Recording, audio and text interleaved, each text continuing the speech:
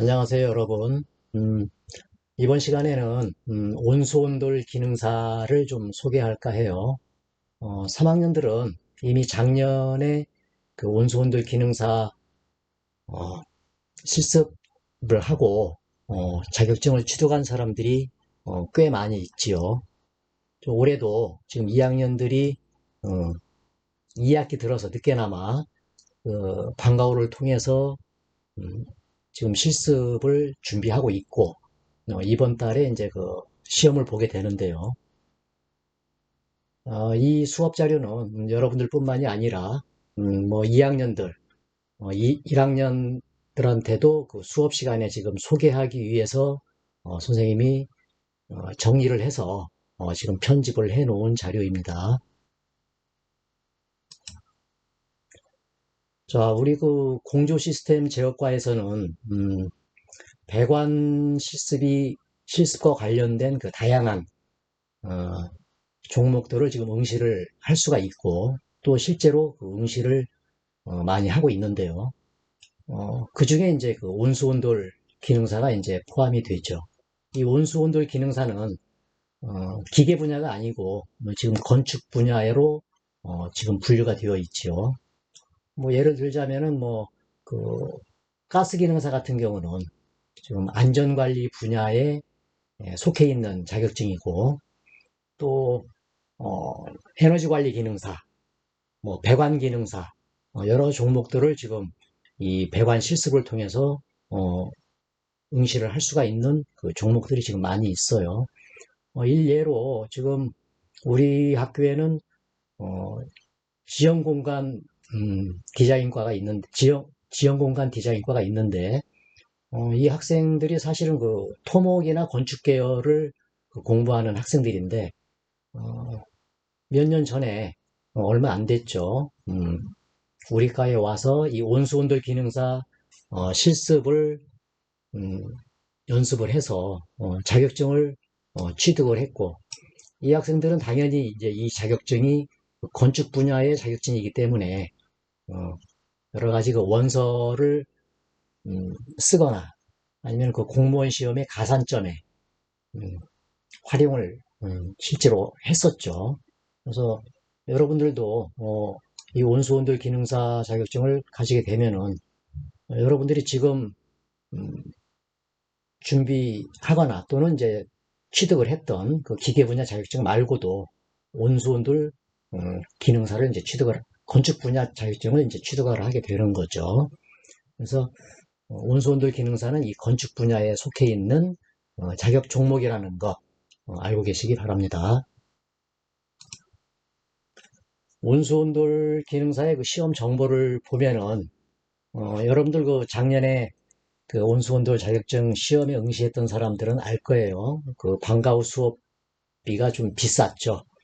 어, 일단은 여기 보시면은 실기 수수료가 뭐 7만 원이 넘어요. 7만 원이 넘고 또 이제 그 강관이라든지 또는 이제 동관이라든지 이런 재료비들이 이제 많이 들어가다 보니까 그 방과 후 수업비가 어, 꽤 비쌌죠. 그래서 음, 수수료는 그렇고 출제 경향을 보면은 음, 온돌 시공 지침에 따라서 이제 주어진 도면을 참조하여 뭐 온수 보일러 및 방열관 연결 작업을 평가한다 그랬는데 사실은 뭐 100% 이제 배관 작업이에요. 강관과 그 동관의 이제 배관 작업이죠. 그래서 뭐 출제 기준은 2020년도부터 올해부터 이제 그 출제 기준이 24년도까지 출제 기준이 이제 그 새로 발표가 됐죠. 그래서 요 큐넷 그 사이트에 가면은 그 온수온돌 기능사 출제 기준은 이제 다운로드를 이제 할 수가 있어요. 그래서 이제 공개 문제 이제 볼 수가 있고요. 자료실에서 여러분들 들어가서 확인해 보시기 바랍니다. 자, 온수온돌 기능사는 이제 뭐 관련 학과는 당연히 뭐 고등학교의 건축 그리고 이제 뭐 기계 관련 학과 이렇게 돼 있고요. 시험 과목은 요거는 이제 특징이 필기 시험이 없다는 것이 특징이에요. 필기 시험이 없고 이 실기 작업, 온수온돌 작업만 가지고 이제 평가를 하게 되는데, 뭐 실습 시험 시간은 작업형만 3시간 정도이고요. 그래서 이제 어, 실기 100점 만점으로 해서 이제 60점 이상만 취득을 하게 되면은 이제 합격을 하게 되는 거죠. 자, 이러다 보니까 뭐 여러분도 이미 2학년 때 뭐 여러분들 그 배관 실습은 굉장히 잘했잖아요.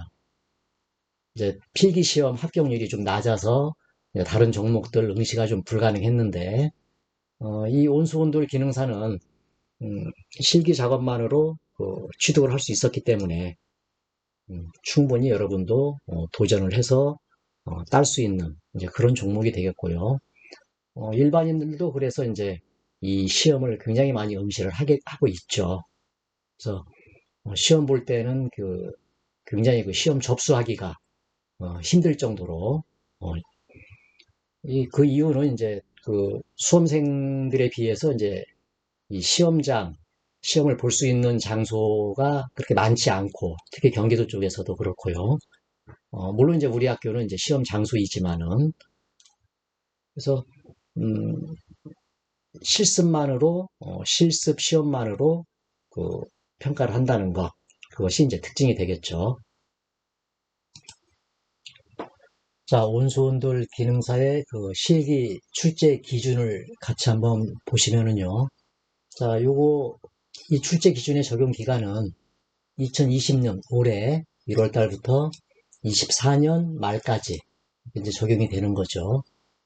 그래서 이제 뭐 분야는 이제 건축 분야고, 자, 직무의 내용은 자, 온수온돌은 온수를 이용한 그 바닥 복사난방 방식으로 보일러, 온수 코일, 그다음에 모르타르 및 보온 단열재 등으로 각종 건축 구조에 알맞은 시공 방법을 선택하여 온수 코일이나 그 바닥 마감 시공 등을 하는 직무이다.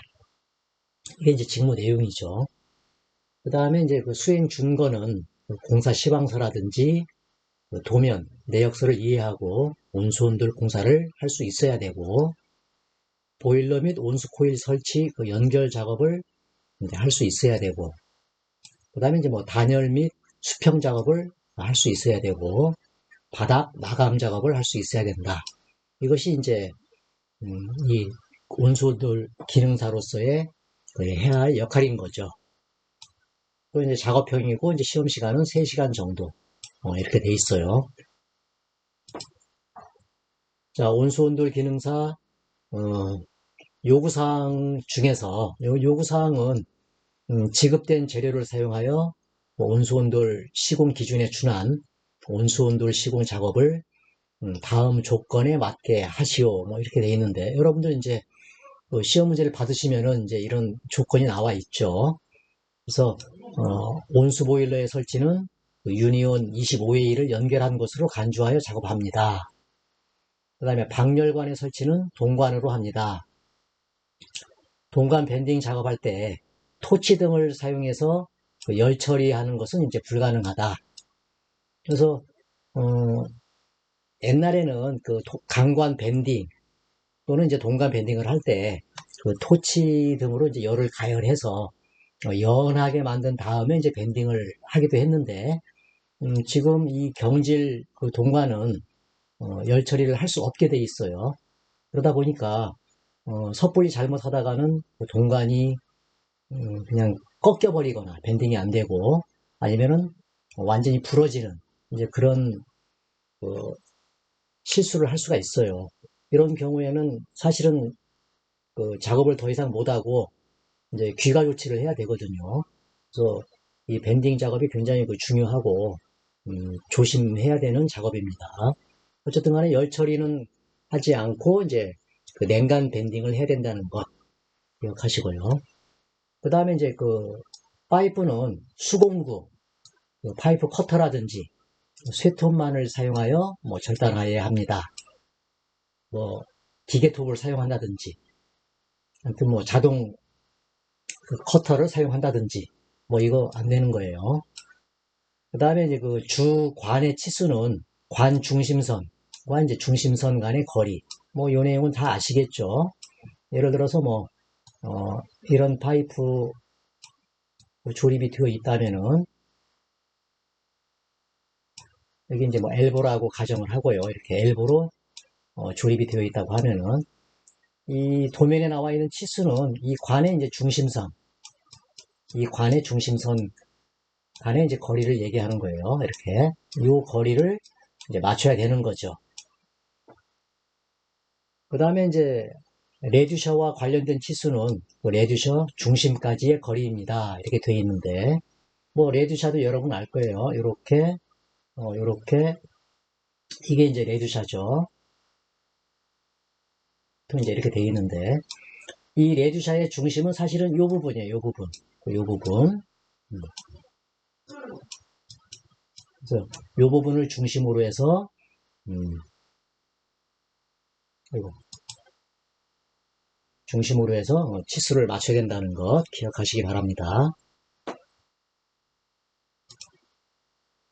그 다음에 그 실격 처리하는 경우를 보면은 지급된 재료 이외의 재료를 사용하는 경우, 뭐 예를 들어서 뭐 동관이라든지 아니면 강관이라든지 개인이 가져온 재료를 사용해서는 안 되죠. 또는 그 시험장에는 이제 뭐 그 시험에 사용되는 그 지급된 재료 외에 뭐 다른 재료들이 뭐 실습용 재료들이 있을 수 있는데 그런 재료들을 뭐 추가로 이제 가져다가 작업을 한다든지 이런 경우가 이제 실격이 되는 거예요. 지급된 재료 외에는 절대 사용을 해서는 안 되죠.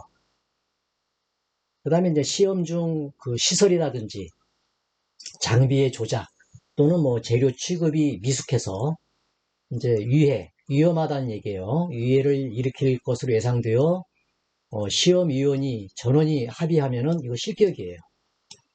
예를 들어서 그 각 시험장별로 그뭐 나사를 내기 위한 그 동력 나사 절삭기가 있는데 사실은 이거 뭐 요즘은 뭐 유튜브로 그 설명이 잘 되어 있으니까 그것만 보고도 이제 뭐 잘할 것 같죠. 볼 때는. 그러나 막상 기계를 접하고 시험장에 가 보면은 손에 익숙하지 않으면 할 수가 없어요. 그래서 어떤 분들은 이제 뭐 그 유튜브를 보고 공부하고 왔어요. 뭐 일반 검정자들이 이제 그런 경우가 있어요. 물론 이제 여러분들은 학교에서 충분히 그 기계를 조작을 하고 연습을 많이 했기 때문에 이런 일이 없지만은 실제로 일반 수검자들은 이런 경우가 있어요.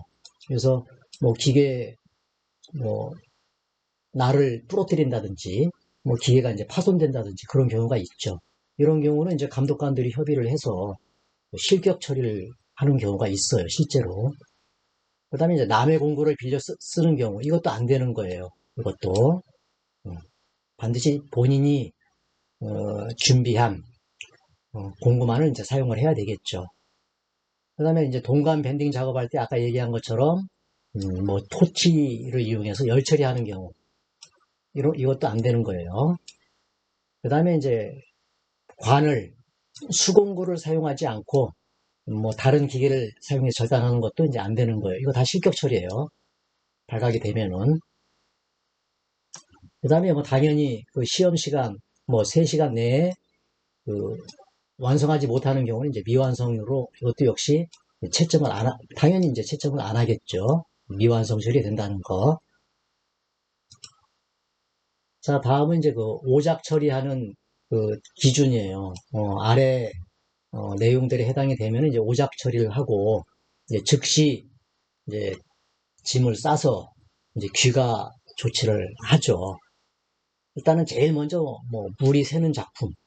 물이 새면 안 되죠, 당연히.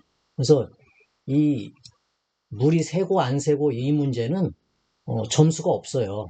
물이 안 샌다고 해서 뭐 점수가 많고 뭐 이게 아니고 물이 새면은 무조건 그 다음 측정을 안 해요. 측정을 안 하기 때문에 물이 새는 순간 그냥 정리해서 귀가를 해야 돼요. 이거 무조건 오작이에요. 일단은 제일 먼저 물이 안 새야 돼요. 물이 안 새야만이 그 다음에 이제 치수도 측정하고 이제 외관도 살펴보고 이제 그러는 거죠. 그 다음에 이제 도면과 같은 구조로 시공하지 않은 작품. 예를 들어서 뭐 밴딩을, 보통은 뭐 이런 식으로 밴딩을 하게 되는데, 조립을 이렇게 반대로 했다든지, 반대쪽으로. 그러니까 뭐 이렇게 조립이 되는 거죠. 이렇게 조립이 되어 있는 거. 이것도 역시 이거 아무리 치수를 잘 맞추고, 깔끔하게 잘했어도 도면과 같지 않기 때문에 이거 오작이에요. 이거 조심해야 돼. 특히 여기서 이거 거꾸로 조립하는 분들 꽤 있어요.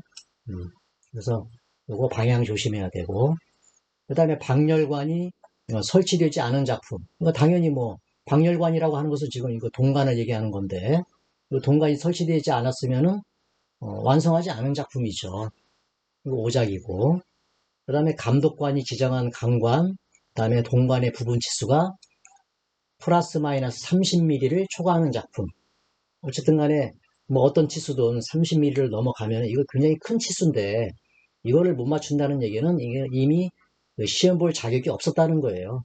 이거 다 오작이에요.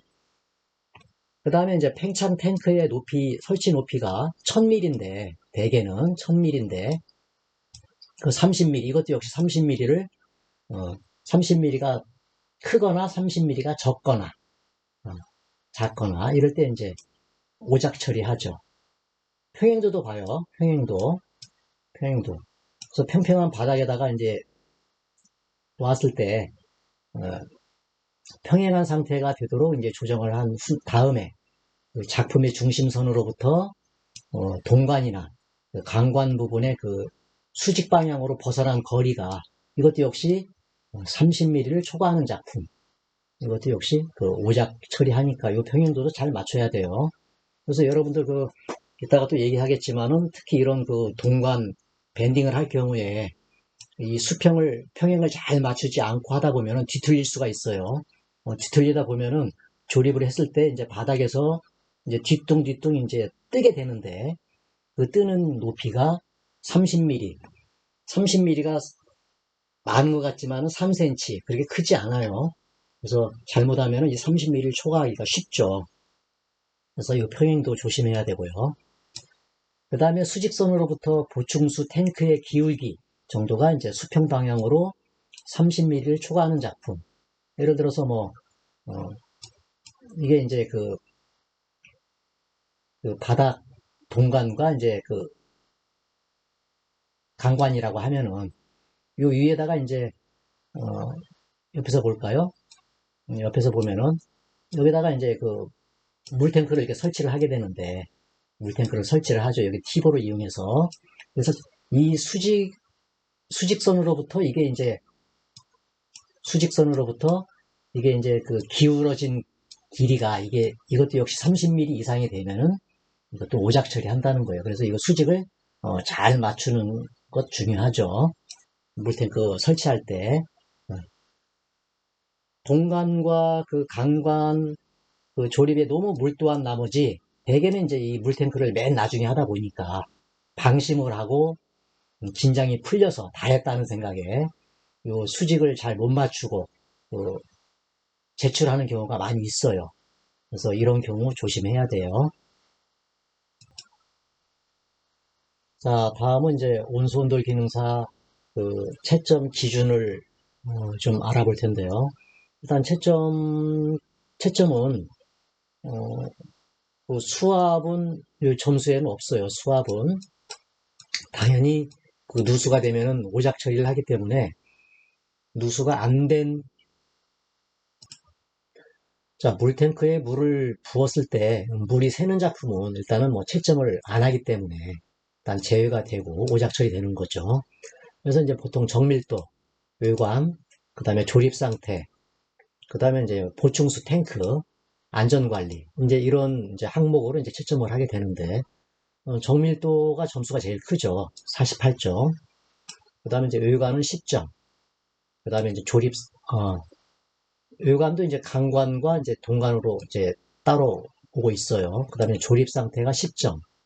그 다음에 이제 보충수 탱크에서 그 드레인 밸브의 위치가 8점. 그 다음에 탱크의 높이 8점. 그 다음에 그 복장이라든지 정리정돈하는 상태. 이것도 역시 3점이 있어요. 그 다음에 안전수칙, 이것도 역시 3점이 있고 합쳐서 이제 100점이죠.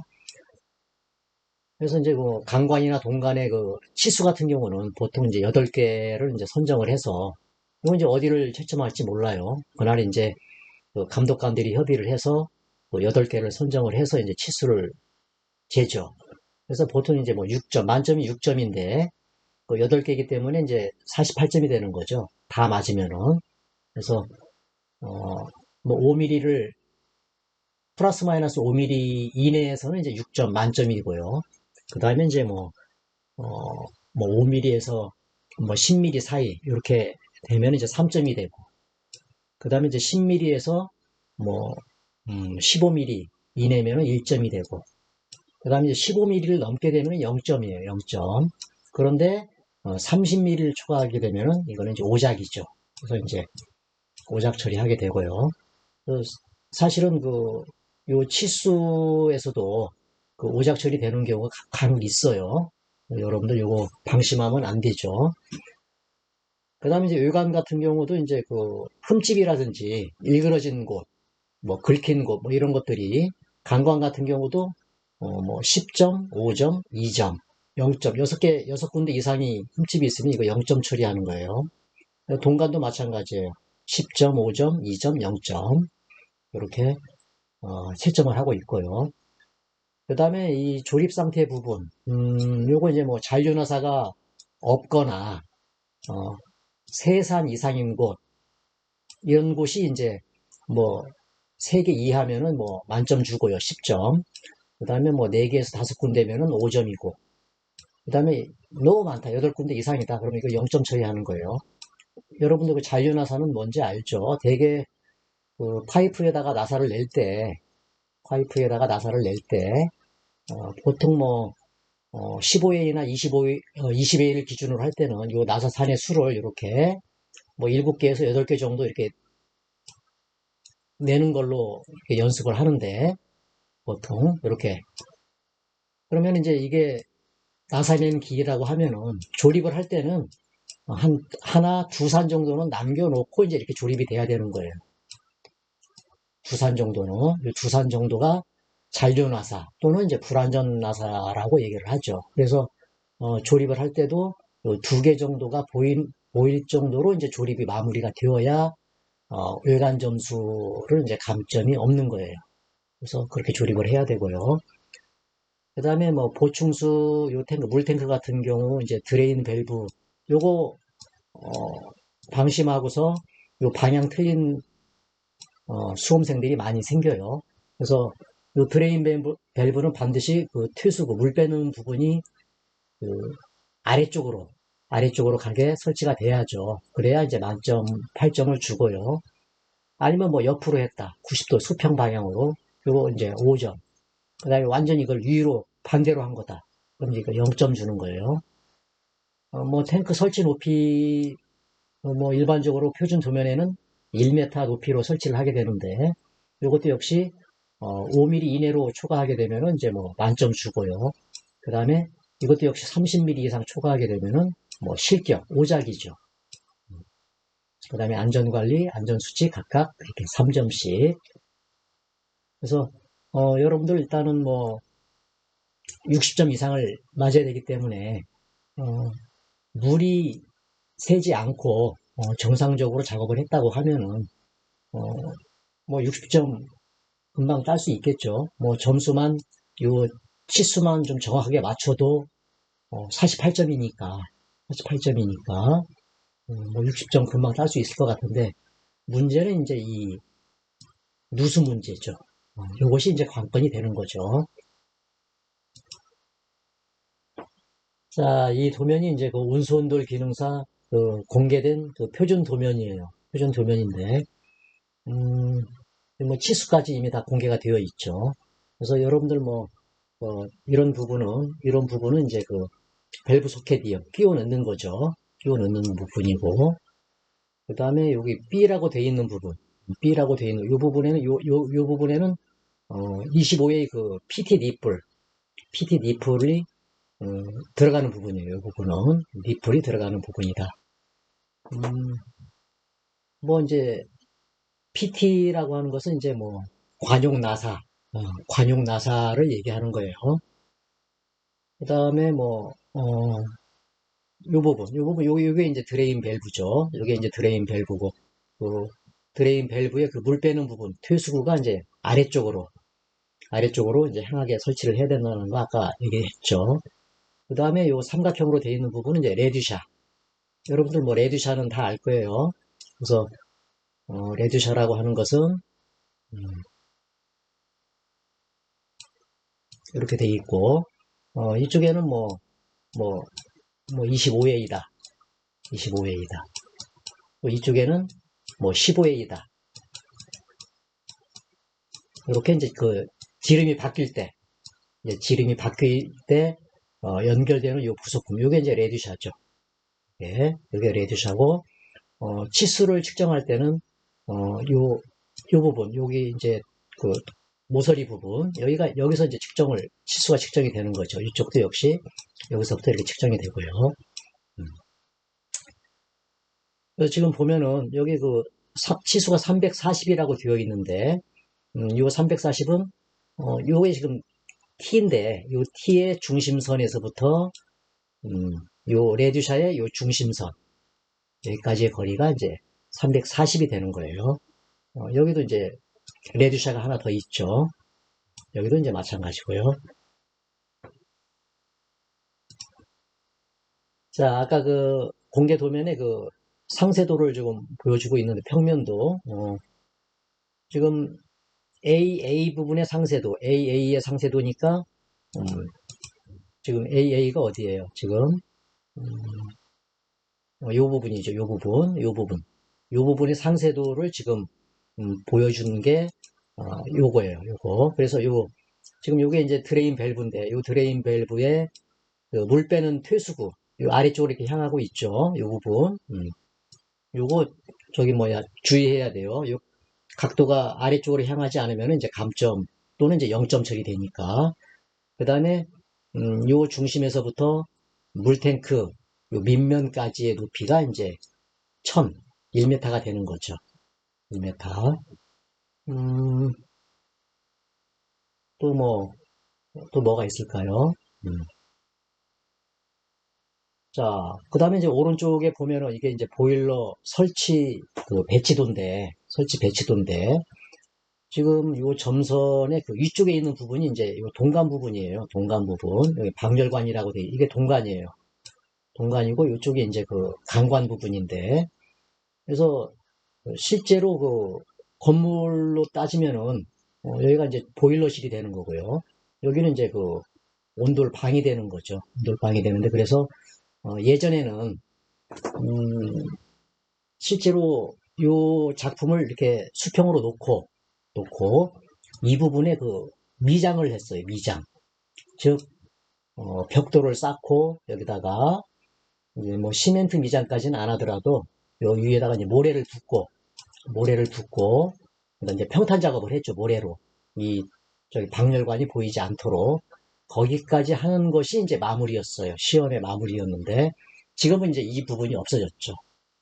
단지 그냥 배관 작업만 마무리를 잘 하면은 끝나는 걸로 굉장히 그 수월해진 거죠. 그리고 이 동간의 길이도 지금 줄어든 거예요. 길이가 이 미장 작업을 할 때에 비해서 시험 보기가 좀 많이 수월해진 그런 편이고요. 자, 시험 볼 때 지급되는 그 재료를 한번 보면은요, 뭐 강관, 그 배관용 탄소강관 25A, 20A, 15A 이렇게 이제 지급이 되고요. 그래도 아까 그 얘기했던 그 미장할 때, 그 방열관을 미장할 때 그때는 요 32A가 나왔었어요. 32A. 지금 이제 32A가 없어졌죠. 그래서 오히려 작업하기가 많이 수월해진 면이 있고요. 그 다음에 뭐 유니온, 그 다음에 이경 엘보, 이경 T, 그 다음에 T, 뭐 레듀샤 이제 두 개가 나오죠. 그 다음에 이제 니플이 이제 두 군데 들어가고 이렇게 니플 두 군데 들어가고 그 다음에 이제 물탱크 10리터짜리 그 다음에 이제 동간이 15A 8분의 5인치, 8분의 5인치가 이제 1500짜리가 하나 나오고, 경질이에요. 그 다음에 뭐, 동링 밸브 소켓, 동링, 속에 이제 링이 들어있어서, 요거, 조립을 주의해야죠. 그 다음에 드레인 밸브, 그 다음에 뭐, 실링 테이프도 지급이 되고요. 뭐, 이제 나머지, 이제 필요한 공구들은 이제 여러분이 준비하거나 아니면 그 시험장에 이제 설치가 되어 있죠. 자, 운수온돌 기능사 도면을 다시 한번 볼게요.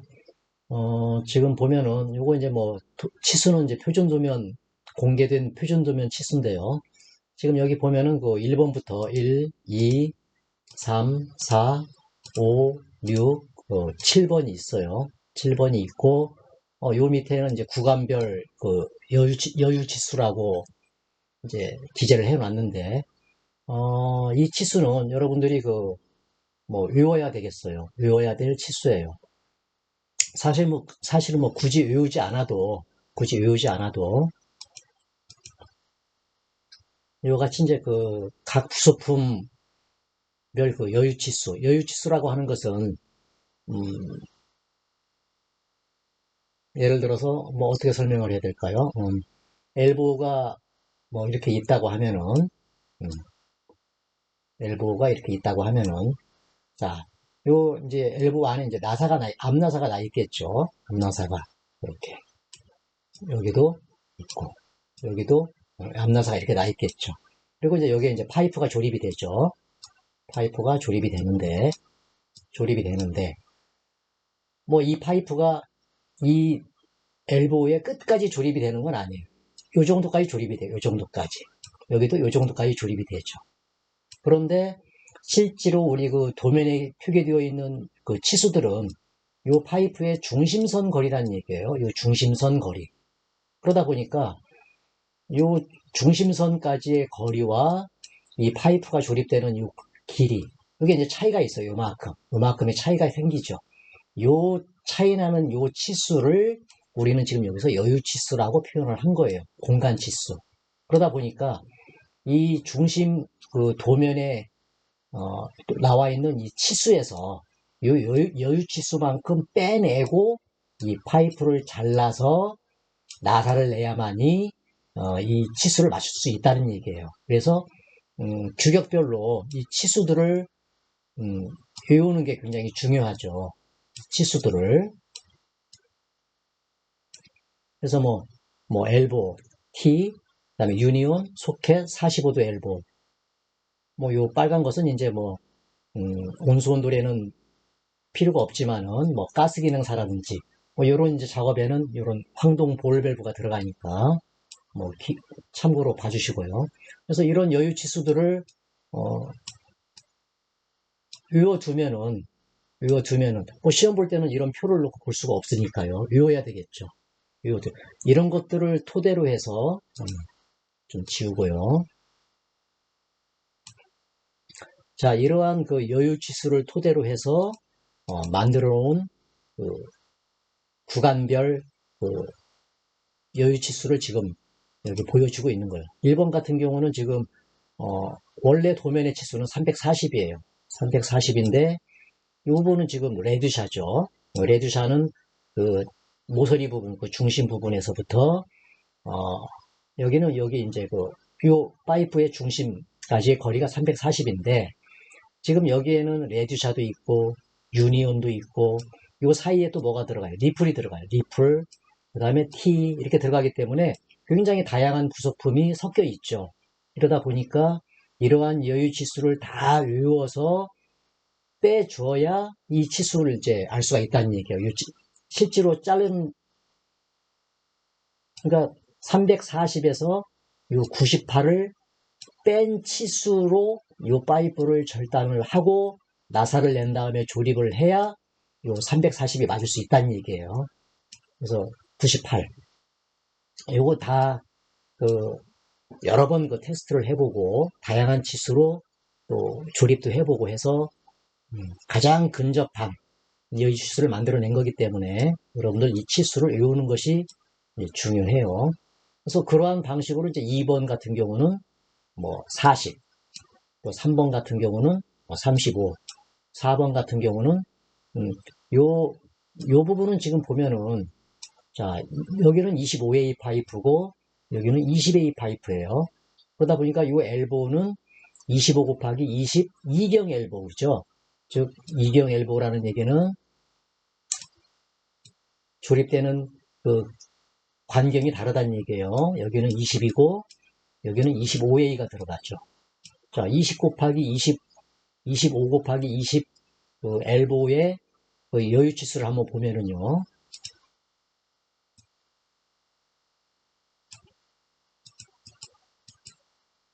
지금 여기에는 없네요. 여기에 보시면은 자, 2경 엘보예요. 여기 지금 2경 엘보고 아까 25 곱하기 20이었죠. 25 곱하기 20. 요 2경 엘보예요. 그러다 보니까 25A 쪽은 19, 20A 쪽은 22예요. 요 19를 기억하세요. 19. 25A 쪽이 19예요. 그러니까 지금 요 부분에서 여기가 25A 쪽이잖아요. 여기가 이제 19. 즉 여유치수 여기서 9를 빼라는 얘기죠. 19. 19. 그다음에 이제 뭐 여기는 이제 유니언이죠. 유니언. 유니언에 대한 또 여유치수가 있을 거예요. 그래서 그걸 합쳐서 빼라는 얘기예요. 그걸 합친 것이 이제 4번 같은 경우는 이제 32를 빼라는 얘기예요. 그러다 보니까 이쪽은 뭐 12가 되겠죠. 여유치수가. 그러니까 이제 여기 12, 여기 19가 되니까 토탈 32를 빼서 요 파이프를 잘라서 조립을 해야 된다는 얘기예요. 요 부분. 그 다음에 이런 식으로 5번, 6번, 7번까지. 이게 이제 다 이제 그 강관에 대한 그 여유 치수를 지금 보여주고. 그래서 이 치수는, 아예 외워버리는 것이. 간혹 이제, 예를 들어서 뭐 이 도면이 지금 표준 치수로 나와 있지만, 표준 도면으로 나와 있지만은, 이 치수를 바꿔서 출제할 수도 있잖아요. 모양은 똑같지만은. 예를 들어서 뭐 이거 450으로 한다든지. 그죠?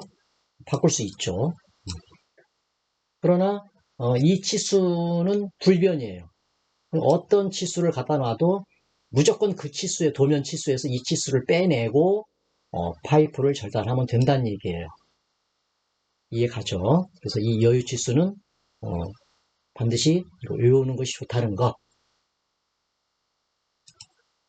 자, 아까 보여드렸던 그 각 부속품별 그 여유 치수, 뭐 많이 사용되는 그 규격에 대한 엘보 T, 뭐 유니온, 소켓, 그 다음에 이제 45도 엘보 이런 것들은 이제 많이 그 배관 작업에 사용이 되는 것들이기 때문에 뭐 기본적인 것들은 좀 기본적으로 외워 놓는 게 좋죠.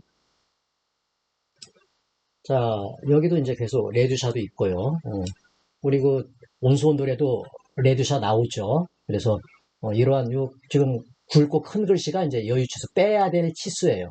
이런 치수들을 빼내고 파이프 절단을 하라는 얘기예요. 뭐 이경 T, 이경 L보도 아까 나왔고요. 그 다음에 여기 이제 뭐 빨간 걸로 표시된 것들은 어, 가스 기능사와 관련된 그런 여유 치수예요.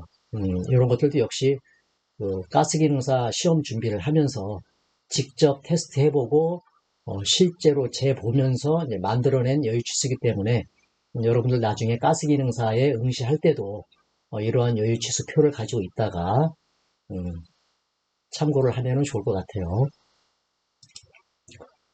자, 이번에는 그 동관 그 밴딩과 관련된 얘기를 할 건데요. 뭐 여기까지는 이제 강관이었고요. 강관이고 이제 요 윗부분이 이제 동관인데 동관 밴딩이 중요하죠. 동관 밴딩도 중요하지만은 밴딩을 정확하게 해야만이 정확한 치수로 해야만이 이 지금 여기서 이쪽 끝단까지가 지금 360이 되는데 이 360의 치수가 정확하게 맞지 않으면은 이 조립이 수직으로 되지 않겠죠. 힘들겠죠. 또한 이 치수도 비교적 정확해야만이 또 이 치수도 정확해야만이 여기서 수직 조립이 되고 또 이 부분에서 그 누수가 되는 것을 이제 예방을 할 수가 있겠죠. 그래서 그 밴딩이 중요한데, 지금 보면 여기 A, B, C, D 이렇게 점을 찍어 놨는데, 이것은, 뭐 절곡하기 위한 그 기준점이에요. 기준점. 그래서 예를 들어서, 이 부분은, 요 동관의 요 끝에서부터, 조립되는 요 끝에서부터, 340되는 지점에다가 점을 찍고, 요거 정리하고 다시 설명드릴게요. 요 340되는 점에 이렇게 A 점을 찍었죠. 요거. 그 다음에, 이게 이제 밴딩 하기 전에 이제 표시하라는 얘기예요. 밴딩 하기 전에 또 165 되는 거리에다가 또 이렇게 점을 마킹을 하고, 또 그 다음에 210 되는 거리에다가 이렇게 마킹을 하고, 그 다음에는 205 되는 지점에다가 이렇게 마킹을 하고, 그 다음에 뭐 165 되는 지점은 여기서 이제 요 끝단까지 거리 맞추기 위해서 이제 절단하라는 얘기인데, 이렇게 이제 밴딩을 먼저 해놓게 되면은, 이게 이제 동관이 이렇게 쭉 길게 있다면은, 이렇게 지급된 재료가 이렇게 있겠죠. 이렇게 있다면은, 자, 이 부분을 지금 여기, 요 레드샤에 조립되는 부분이라고 생각하시고요. 여기를 기준으로 해서, 340되는 점, 요거, 요게 이제 요거 H점, 요게 이제 A죠. 그 다음에 이제 165 되는 지점, 이렇게 마킹을 하고요. 여기가 이제 B 지점이에요. B 지점. 그 다음에 이제 뭐 210 되는 자리에다가 이렇게 마킹을 하고, C 지점. 그 다음에 이제 뭐 D 지점. 여기 205죠. 그래서 이렇게 마킹을 먼저 다 해놓으세요. 일직선 상태에서 마킹을 해놓고, 그 다음에 이제 차례대로 이 A 지점에다가 그 눈금 제로를 맞추고, 여기서부터 밴딩을 하고, 그 다음에 여기서 눈금 맞추고 또 밴딩하고, 여기서 눈금 맞추고 밴딩을 하고, 이렇게 해 나가는 거죠. 그런데 이 동관 밴딩과 관련된 뭐 치수 표시라든지 밴딩하는 요령들이 사실은 그 유튜브 그 자료에도 많이 나와 있어요. 요 뒤에도 이제 동영상을 잠깐 그 유튜브 동영상을 제가 이제 그 발췌를 해서 잠깐 보여드릴 텐데, 뭐, 그 치수도 이제 맞고, 여러 가지 뭐 방법들이 여러 가지가 있는데, 지금 이 화면에서 설명드리는 이 치수들은 이것도 역시, 실제로 이제 그 몇 년 전부터 학교에서 선생님들이 직접 테스트 해보고, 음, 가장 그 정확한 치수를 얻기 위한 그 마킹 위치를 찾다 보니까 지금 이러한 그 치수들이 나온 거예요. 그리고 실제로 이러한 치수들로 마킹을 하고 밴딩을 해서 조립을 했을 때 비교적 그 정확한 치수가 나왔고요. 경험에 의한 치수기 때문에 여러분들 이 치수도 좀 외워두는 게 좋죠. 외워두는 게 만약에 뭐 다른 그 유튜브 자료를 본다든지 또 학원 또는 그 강의 자료를 보고 뭐 해도 상관은 없어요. 뭐 틀린 건 아니니까. 그러나 이제 그 순서라든지 그 정확도는 이제 뭐 이제 시험 결과에 따라 달라지겠지만은 어쨌든 간에 이 치수로 마킹을 하고 밴딩을 했을 때 큰 오차가 없었다는 거, 그건 좀 말씀드리고 싶고요. 아무튼 이 밴딩과 관련된 것은 요 뒤에 가서 또 다시 한번 말씀드릴게요. 그 다음에 그 동간 부분 여기 440의 치수라는 거 있죠. 이 부분. 이 부분의 치수는 틀림없이 이 치수는 요 레드샤의 중심에서부터 그 다음에 여기 있는 동관의 중심까지의 거리라는 거. 이걸 명심해야 돼요. 명심해야 되기 때문에 자칫 요 440을 가지고서 요 부분의 여유 치수 또 요 지금 보면은 그 라운드 요 둥근 라운드 부분 요 R이 이제 R 값이 이제 이따가 또 설명을 드릴 텐데 이 R 값과도 이제 관련이 되죠. 그래서 이 표는 그 밴딩의 밴딩의 반경 R 값, 요 밴딩의 반경과 그 다음에 이 동관의 직경, 이 동관이 뭐 이제 15.88mm 이렇게 돼 있는데 약 16mm죠.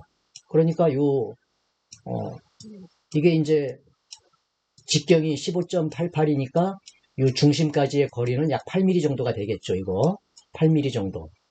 8mm 정도가 되니까 이것도 감안하고 왜? 시험에서의 치수는 여기까지 측정하기 때문에 여기까지 측정하는 거기 때문에 이것도 감안 안 할 수가 없죠. 이 거리도 8mm. 그 다음에 요 라운 아래 알값 반지름. 그러니까 왜 그러냐면은 지금 여기서부터 여기까지의 거리가 요 밴딩하는 요 반지름 값이거든요. 그러니까 요 반지름 값, 요 위에 있는 동간의 요 두께, 그 다음에 이쪽 부속품에서의 여유치수 이런 걸 다 고려해서 이러한 그 밴딩 기준 위치를 잡아줘야 되는 거죠. 또 이 표는 그렇게 잡은 것들이고요. 그래서 이 표의 수치들을 외우고 시험을 보게 되면은 굉장히 도움이 될 것 같아요. 자, 동관 밴딩과 관련된 얘기를 좀 더 하면은요. 요 뒤에 이제 그 동관 밴딩하는 모습을 동영상을 잠깐 보여드릴 텐데요. 그 동영상들은 유튜브에 찾아보시면은 그 edugang.com이라고 그 유튜브 채널이 있어요. 여러분들 들어가서 보시면은 어, 이 배관 작업 설비 쪽으로 관련된 그 유익한 자료들이 굉장히 많아요. 그래서 참고하시면 되고요. 그래서 이 그림에 보시면은 일반적으로 그 사용되는 그 동관 밴더예요. 지금 요거 동관 밴더인데 요거 동관 밴더인데 여기 보시면은 8분의 5라고 돼 있어요. 지금 8분의 5 여기 보이죠? 그래서 이 규격이 8분의 5인치 즉 15.88mm 요게 이제 그 우리가 시험 보는 동간의 지름이에요. 동간의 규격이에요. 그래서 이 동간의 지름이 이제 15A인데 실제 그 지름은 15.88mm라는 얘기예요. 그 다음에 반경이 2와 4분의 1인치. 여기 보면은 2와 4분의 1 R이라고 써 있어요.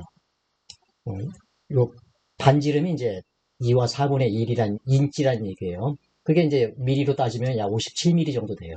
57mm. 즉, 요 반지름이 57mm 정도 된다는 얘기예요. 이 원의 반지름이. 그 다음에 이제 여기 아까 설명드렸던 그 치수별로 마킹하라 그랬죠. 그 마킹한 지점과 요 밴더의 그 0점과 이렇게 맞춘 거예요, 지금. 맞춘 상태죠. 맞춘 상태에서 이제 얘를 이제 90도로 이렇게 돌려서 밴딩을 할 텐데, 여기가 90도고요. 90도인데, 스프링백이라는 게 있어요. 그래서 완전히 이 동관은 탄성이 있기 때문에, 90도까지 갔다가 힘을 제거하면은 다시 원위치로 좀 돌아가려고 하는 그런 성질이 있어요. 그래서 약간 원래 위치로 이제 되돌아오게 되는데 90도로 한다고 했는데 뭐 실제로 꺾인 것, 밴딩이 된 것은 뭐 89도가 된다든지 89점 몇 도가 된다든지 뭐 이런 식으로 다시 돌아오는 현상이죠. 그건 이제 스프링백이라고 하는데 이런 현상을 감안해서 원래의 목표했던 각도보다도 조금 더 힘을 주어서 밴딩할 필요가 있다.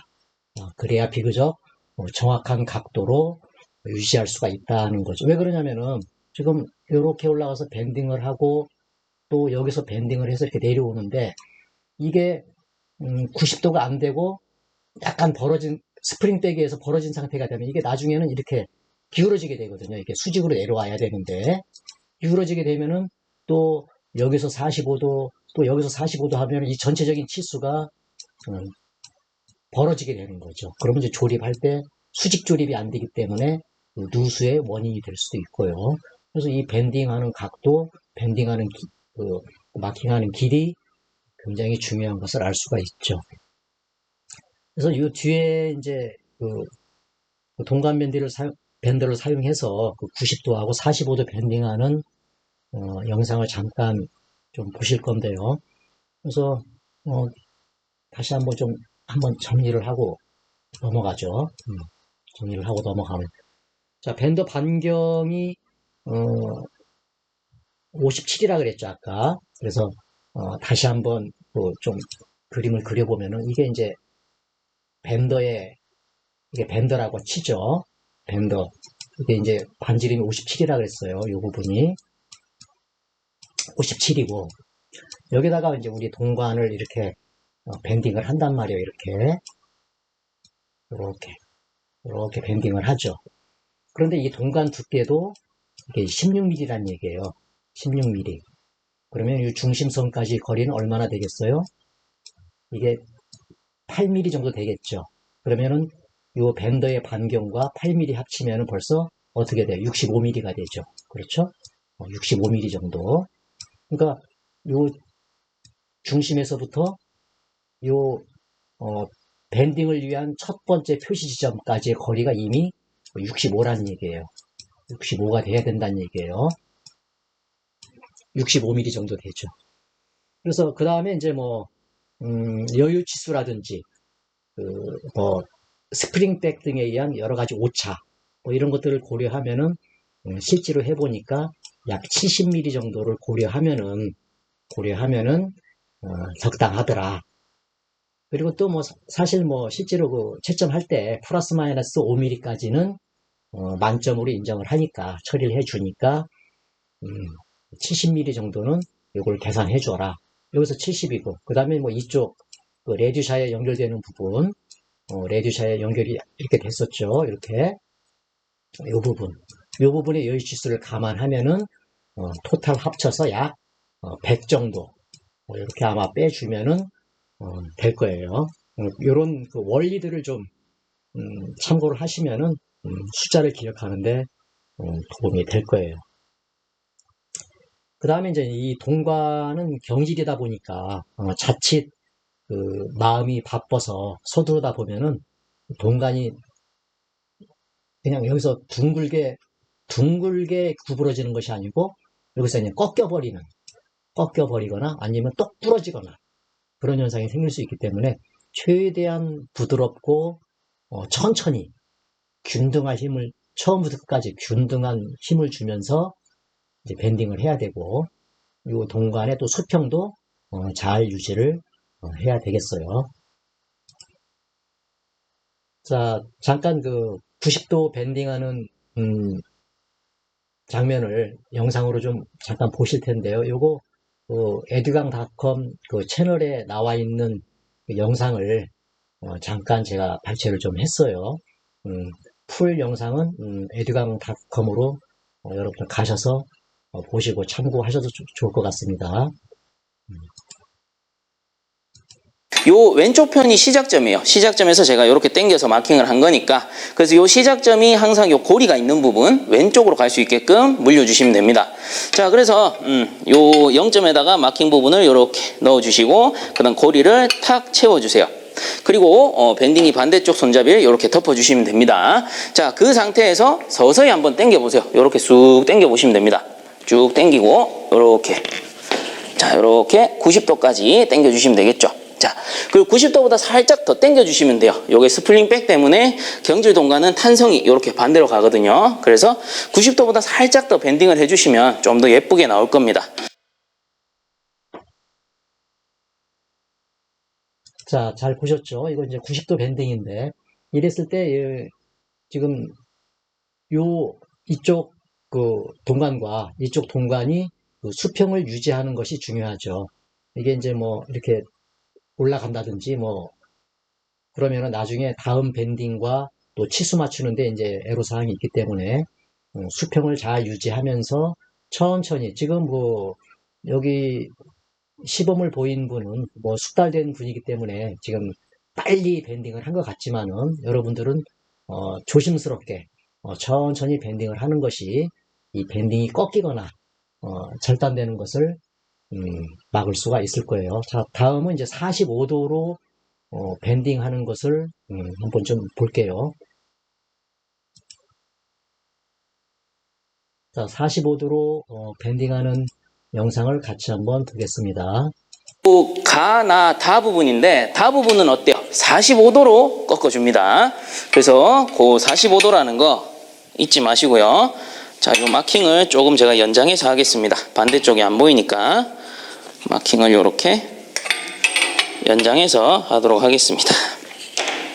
자, 그 다음에 이제는 요 출발 부분은 마찬가지 왼쪽으로 가는 거예요. 왼쪽으로 가고 이렇게 뒤집습니다. 이렇게 뒤집어서 반대 방향으로 우리가 45도 꺾어야 되죠. 그래서 이렇게 해가지고 자 0점에 맞춰서 각도 살짝 봐주시고요. 이 상태에서 45도 밴딩입니다. 45도 자 이렇게 꺾어주시면 되겠습니다. 자, 그럼 이거 45도 밴딩 하는 것을 봤는데, 이랬을 때 지금, 음, 지금 동관의 요 부분과 이 부분 이제 수평을 잘 맞추라는 얘기 아까 했었죠. 이게 뒤틀리지 않도록.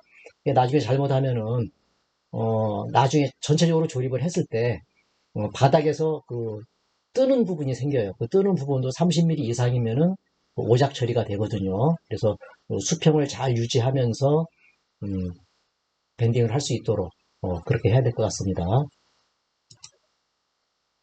자, 여러분들 여기 보이는 요 관을 실습장에서 봤을 거예요. 요거 이제 그 메타폴 파이프라고 하는데 요 메타폴 파이프를 지금 보여주는 이유는 우리 사실은 실습 재료비도 좀 비싸고 동관이 특히 더 이제 고가인데 이 동관 한번 뭐 쓰고 나면은 재활용이 사실 어렵거든요. 뭐 절단을 해서 다른 작품에 사용하기 전에는 그러다 보니까 동관 밴딩 작업을 뭐 강관만큼 많이 할 수가 없죠. 그래서 이제 그 강관은 강관대로 조립을 하고 동관 대신에 요 메타폴 파이프라고 하는 것을 가지고 이제 그 밴딩 연습을 해서 이제 조립을 하는데요.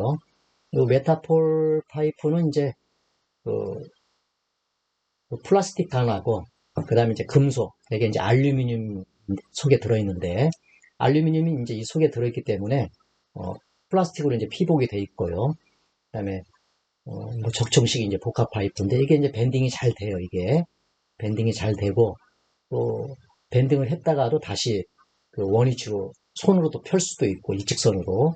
그래서 이제 밴딩 연습을 할 때는 이제 요 메타폴 파이프를 가지고 연습을 하는 거 좋죠. 동간에 비해서 가격도 저렴하고 또 한번 절단을 해 놓으면은 그 여러 차례 폈다가 다시 밴딩 연습을 할 수가 있으니까. 그래서 이제 뭐 이걸로 이제 밴딩 연습을 정확하게 하는 것도 팁이 좀 되겠고요. 참고로 뭐 우리는 보통 실장에서 이 빨간색을 많이 사용을 하는데 이 빨간색이 이제 난방용 또는 이제 온수용 쓰고요. 그 냉수용에는 이 청색을 쓰죠. 그래서 이제 유경이 16mm이기 때문에 우리 그 동간 밴딩하는 그 규격과 딱 맞죠. 그래서 이 규격은 이제 12A로 하는데 12A짜리를 사게 되면은 우리가 쓰는 동관과 지름이 거의 같다. 그래서 이제 요 메타폴 파이프 쓰는 것도 좀 참고로 알아두시고요. 자, 이제 마지막으로 전체적으로 이제 조립하는 순서를 좀 살펴볼 텐데요. 자, 우선은 이제 크게 이제 뭐, 세 파트 정도로 나눠서 이제 작업을 하는 게 좋을 것 같아요. 강관 같은 경우는, 지금 여기 25의 유니온을 기준으로 해서, 좀 요 부분을 이제, B 파트로 하고, B 파트. 여기 지금 B 파트라고 되어 있죠? 4, 5, 6, 7. 그 다음에 이제, 요 유니온을 기준으로 해서, 요 부분. 강관까지 요 부분. 그리고 이제, 여기 이제 물탱크 접속되는 이 부분까지 포함을 해서요. 요거는 이제 A 부분. 이렇게 이제 조립을 해 놓고, 여기 조립 따로 해 놓고, 이쪽 조립 따로 해 놓고, 여기 이제 유니온을 중심으로 해서 나중에 이제 여기를 이제 결합을 할 거예요. 그 다음에 이제 동관 따로 하고, 동관 작업을 이렇게 따로 하고, 뭐 C 파트라고 하죠. 이렇게 해 놓고, 그 다음에 이제, 세 번째, 요 동관 밴딩, 요거, 공간 밴딩을 이제 한 다음에, 그 다음에 이제, 이 조립이 다 끝나고 밴딩이 다 끝나게 되면은, A 파트와 B 파트를 이제 조립을 하게 되는데, 유니온을 이용해서, 이때 이제 유니온을 너무 꽉 재우지 말고, 가볍게, 가볍게, 흔들리지 않을 정도로만 재워놓고, 왜 그러냐면은, 나중에 이제, 이 부분에 이제 동관을 끼워 넣어야 되는데, 이게 이제 너무 여기를 타이트하게 조여놔 버리면은, 사실은, 이 동관이 접속이 잘 안 될 때가 있어요. 그 삽입이. 그래서, 물론 이제 뭐, 정확하게, 이 치수가 지금, 밴딩을 제대로 했다고 하면은 360이 나와야 되는데, 이 치수가, 여기서 여기까지의 치수가 360이 돼야 되는데, 또, 이 부분의 치수에 따라서, 200이죠. 또, 이 부분의 치수에 따라서, 예를 들어서, 우리 그 정밀도 만점이 플러스 마이너스 5mm란 말이에요. 그러다 보니까, 여기가 뭐, 치수가 도면 치수 170이지만은, 정리 좀 할게요.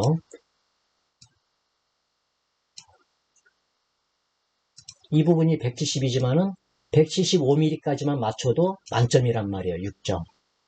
175라고 했다고 칩시다. 175. 또 여기는 뭐 좀 잘했어요. 그래서 뭐 393 정도 했어요. 그래도 만점이에요. 부분 치수로 보면은 만점이지만, 그러나 전체적으로 합쳐보면은 몇 미리 차이가 나요? 몇 미리 차이는 8mm 차이가 나지. 8mm가 큰 거잖아요, 지금. 그죠? 그렇다면은 8mm가 크다는 얘기는 여기서부터 여기까지가 8mm가 더 커졌다는 얘기죠. 얘를 정확하게 맞췄다고 하면은. 그러나 정작 중요한 것은 일단은 누수가 되면 안 되기 때문에 이 치수가 가급적 정확해야 돼요. 이 치수가 360으로. 그러기 위해서는 나머지 8mm를 어디서 메꿔줘야 돼요? 여기서 208mm 정도로 메꿔줘야 돼요. 그러면 어떻게 됐어요? 여기는 이미 뭐 5자까지는 아니지만은 뭐 만점은 못 맞는 치수가 됐고요. 여기도 불안불안하죠. 이게 정확하지 않으면은 뭐 동관이 이렇게 벌어져서 조립이 된다든지, 그렇기 때문에, 아니면은 이렇게 안으로 이렇게 좁혀져서 조립이 된다든지, 그러면은 이 조립 부분에 틀림없이 틈이 생길 거란 얘기예요. 그럼 이제 누수의 원인이 되는 거죠. 그래서 이 치수 굉장히 신경을 써야 된다는 거죠.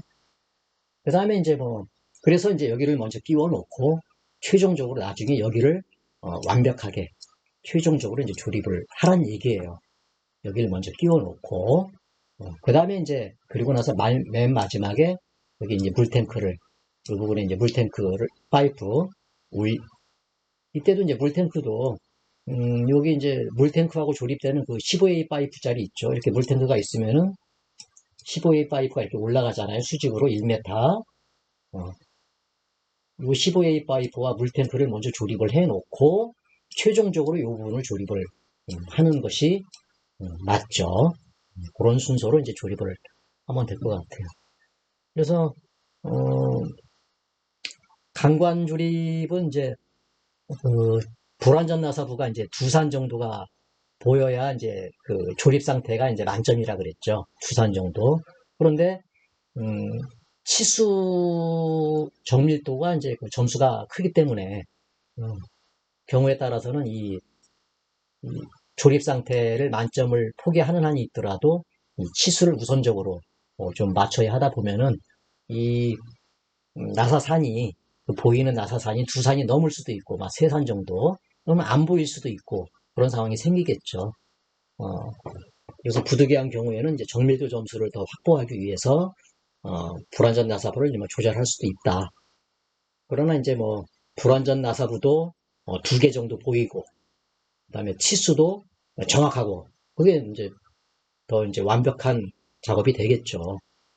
그래서 강관 조립에서는 이제 누수 방지가 이제 완벽해야 되고, 일단은 기본적으로 사실은 여기를 걱정하다가 동관 조립부의 누수를 걱정하다가 강관 조립을 좀 방심하는 경우가 있어요. 학생들 연습을 하다 보면은 그러다 보니까 엉뚱하게, 여기는 잘했는데 엉뚱한 부분 뭐 이런 데서 유니온 부분에서 실수로 고무 패킹을 안 끼워서 물이 샌다든지, 이런 어처구니 없는 실수를 이제 하는 경우가 생기죠. 너무 아깝죠.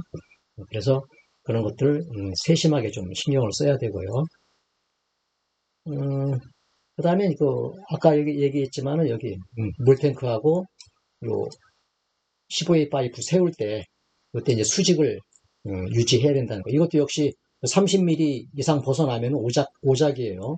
실격이죠. 그 다음에 여기 드레인 밸브 튜수부가 그 아래쪽으로 향해야 된다는 거.